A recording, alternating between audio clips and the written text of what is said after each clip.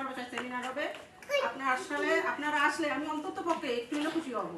আমার বাসায় আমার মা, বোন, ভাই, ব্রাদার বা ভাগ্নে ভাগ্নি সবাই আসছে। আলহামদুলিল্লাহ। আসলে আমি দোয়া চাবো, শুধু দোয়াটা এই কারণে চাবো, আজকে আমার যে বয়সে আমি আছি, এই বয়সে অনেকে ঘরের ভেতর পড়ে আছে, অনেকে এত শ্রম দিতে পারে না।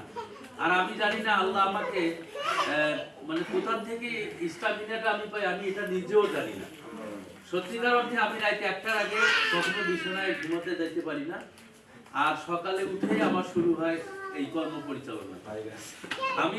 আমি বিশ্বাস আপনারা করবেন, মানে আমার প্রতিটা কাজের সাথে টাইমস মনে হয় এটা করা নাড়ে।